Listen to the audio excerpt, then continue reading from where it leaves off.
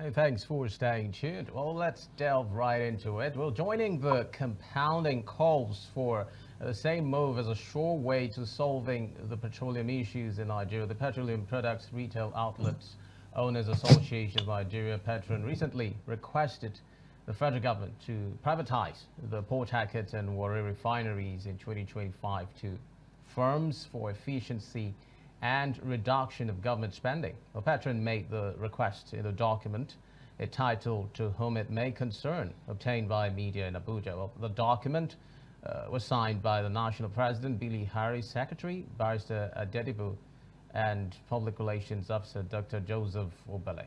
Well, it further noted that privatization of the plants would foster a competitive market by encouraging new entrants and promoting a level playing field to prevent monopolies and also ensure fair pricing. This, it said, would enhance transparency and accountability. Well, the conversation around how to ensure that monopoly in the market is not the order of the day has been around for a while now. But to help us expand this conversation, joining us via Zoom is a senior energy consultant and analyst, Dr. Wisdom Enang. Dr. Enang, you're welcome on Niger Delta Today. Happy New Year to you. Good afternoon. Thank you. Welcome. Well, it's good to have you. Yes, the development of the Warri Refinery, I would like to get your reaction to that. I mean, we've not had the opportunity to talk to you about it. I mean, news came that the Warri Refinery was now operational, and a lot of reactions have trailed that development already. We'd like to get your reactions to that before we move to other issues today. Yeah, I think it's interesting that,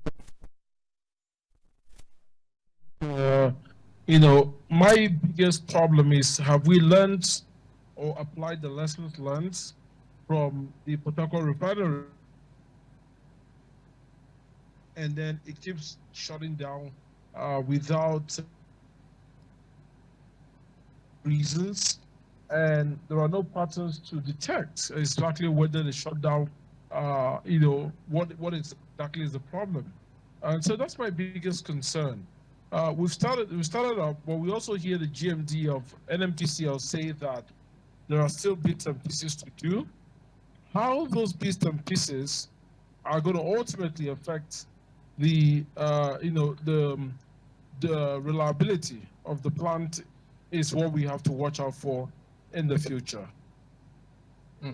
All right, Dr. Enang. Well, the issue of privatization of the Port Harcourt refinery is another conversation that has been at the front burner for some days now.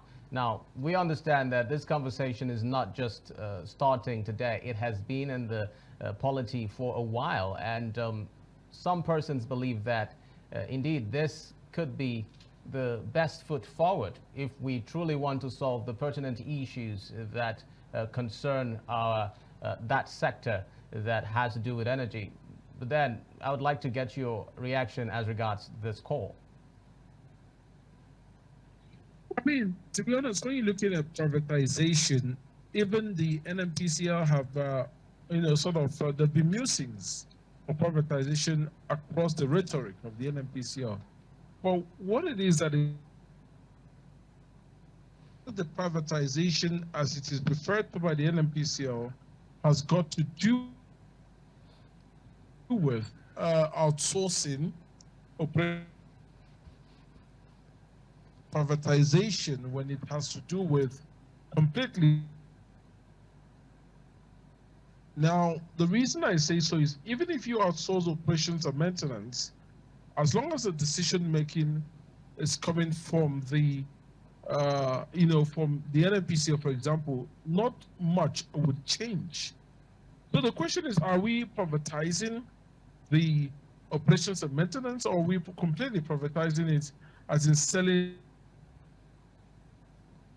But I think that's the way to go, because the refineries, like the way we've run them, the government come from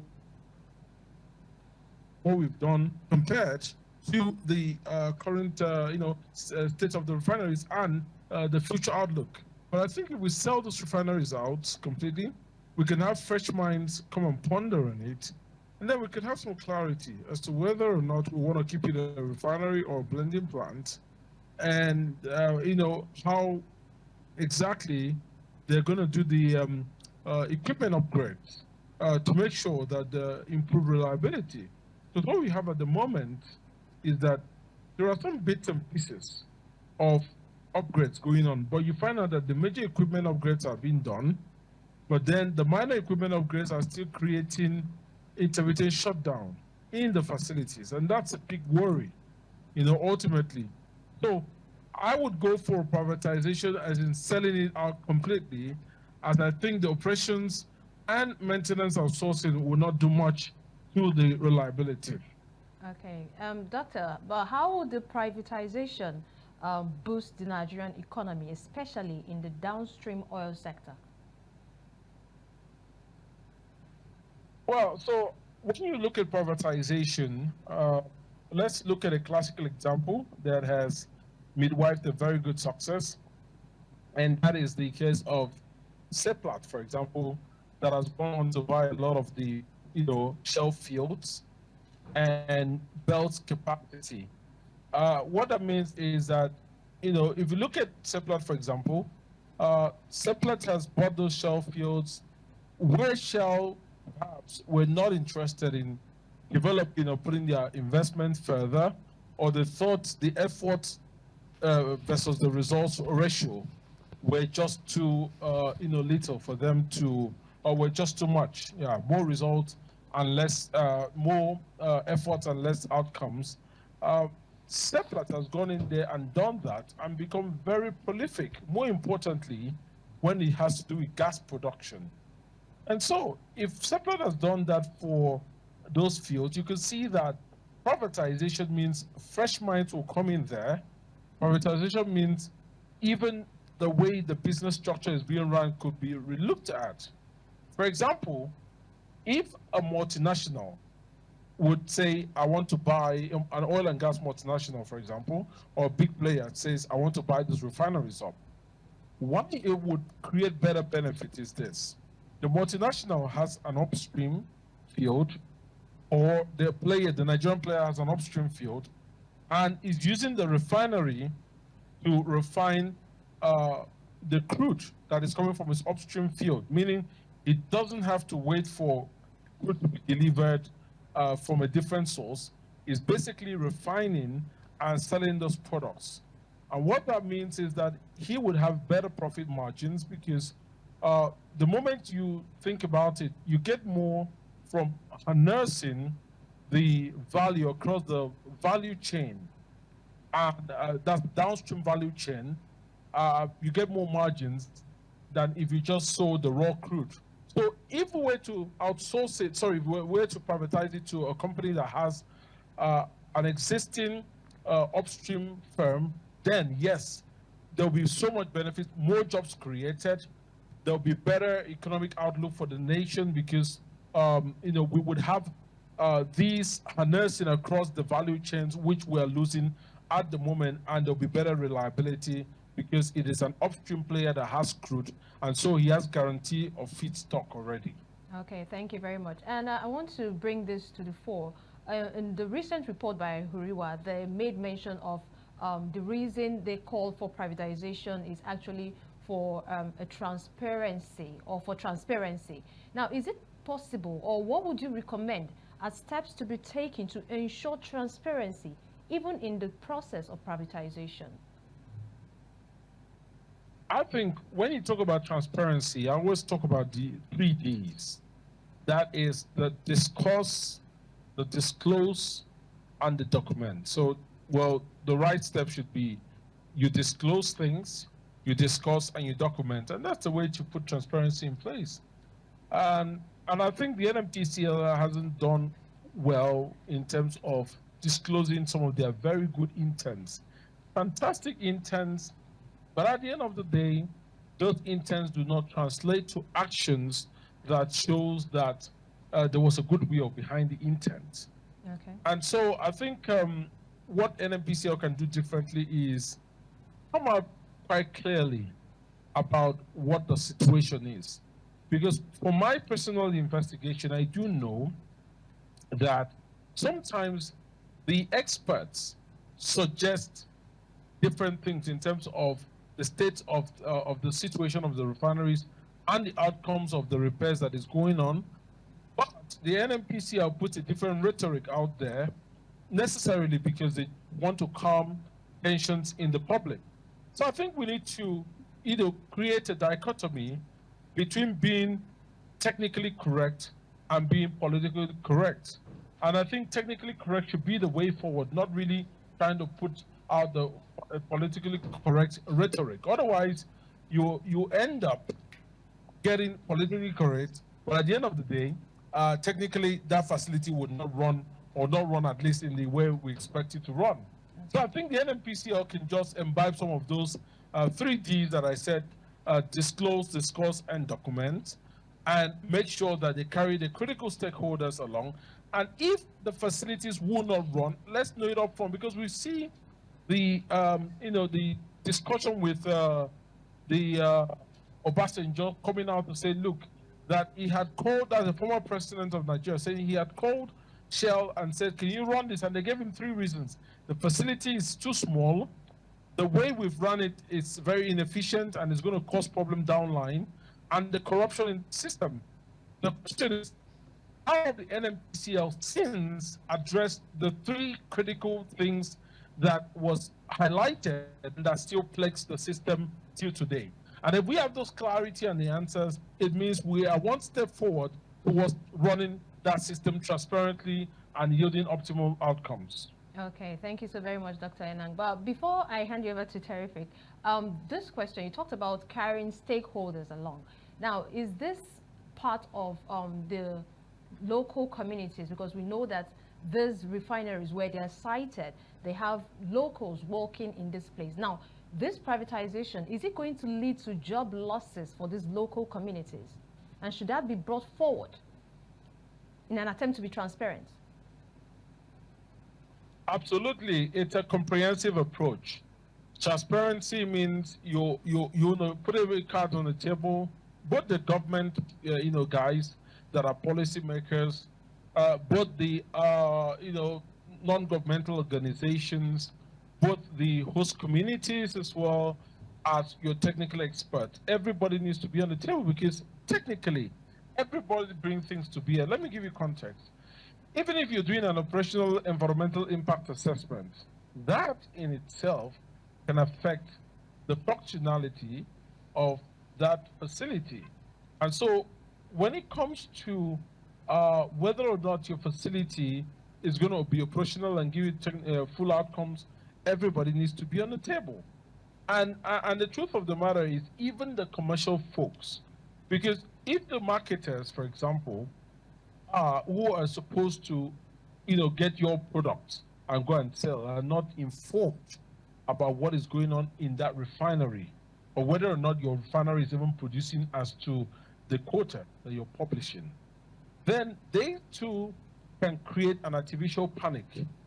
That artificial panic can cascade into the average man going on to buy, queue up and buy out of panic, PMS out of panic.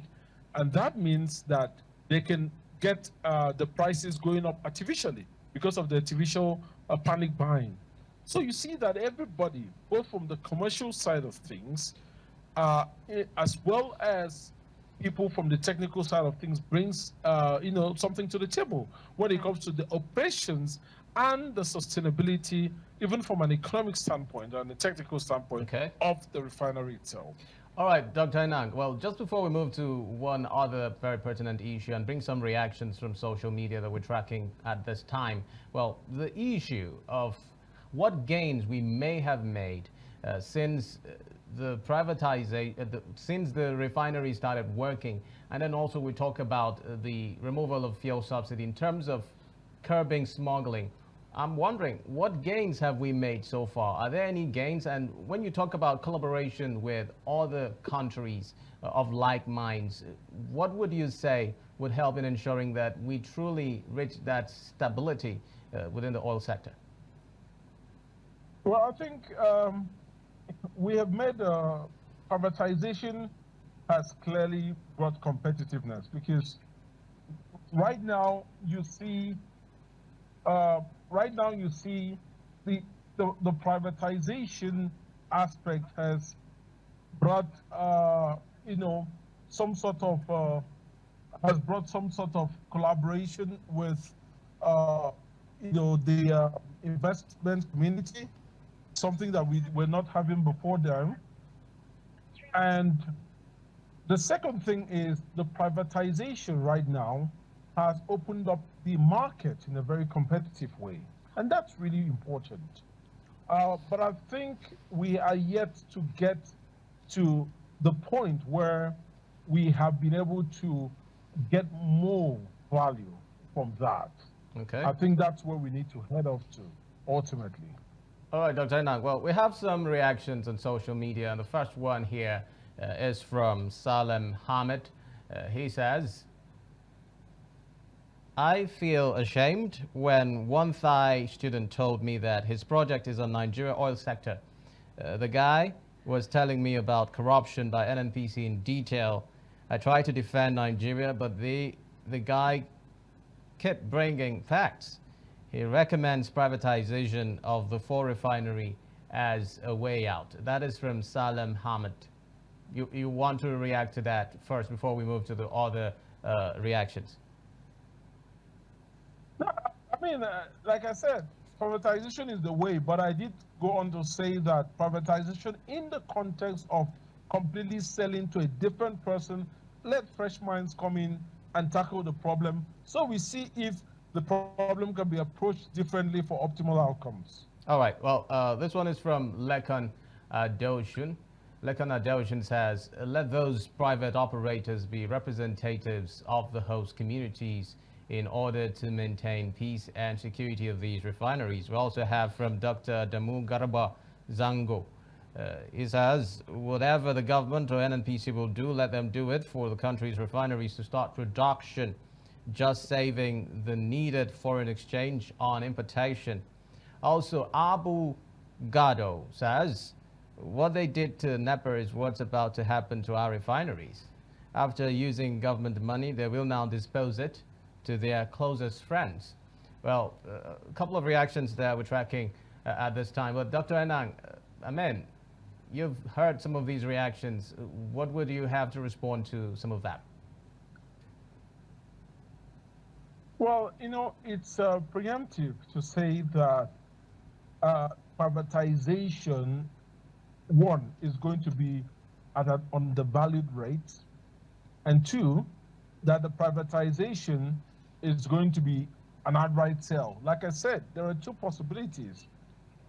It could be, because the reason is, the NNPC has said they'll privatize it, and their rhetoric of privatization alludes more to the fact that they will be looking at giving it to a third party to run, right? So that's an option, but I said it's better to just sell it out.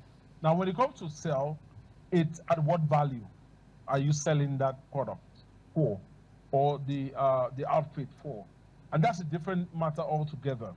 Yes, the fears are real, but I'm trying to be preemptive, because if you're preemptive, it means that you're actually anticipating that it will happen.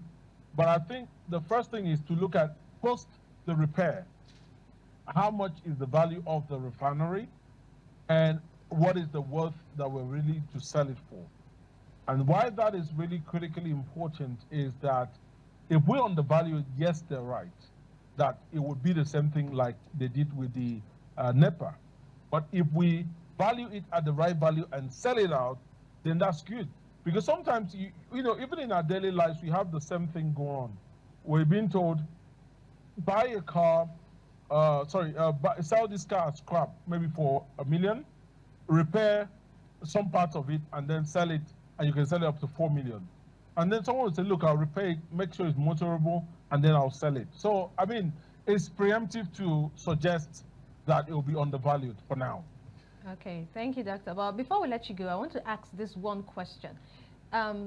Do labor unions and the civil society have a role in this privatization discourse? Oh, yes, of course. It has to be all-encompassing.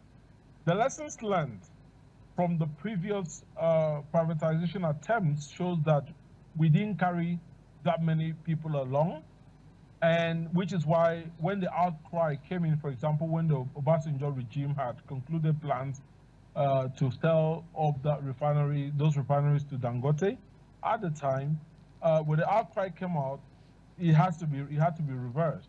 Okay. And the reason it had to be reversed was they were citing the fact that it was undervalued and a lot of sort of consultations were not done enough. So you could see that there's some sort of connection or nexus between privatization and ensuring that you carry your stakeholders along. So it is critical that we do it upfront, that we come out clearly with what our intents are.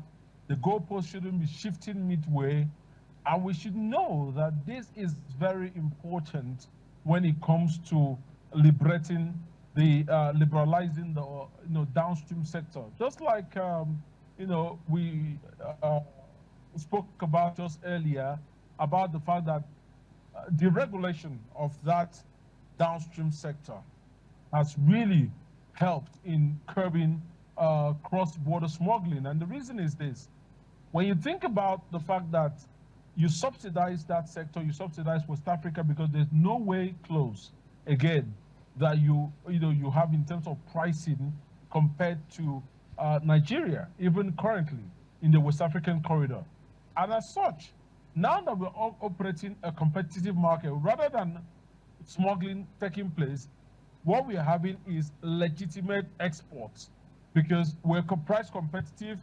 And if people want to think about it, if you add the cost of smuggling, the cost of buying a commodity in Nigeria, and logistics, very few margins would you be competing in the regional West African market. And so what has happened is Nigeria has now breathed or midwifed a good situation for export rather than smuggling, because that price differential that used to make smuggling a very lucrative business has been closed up.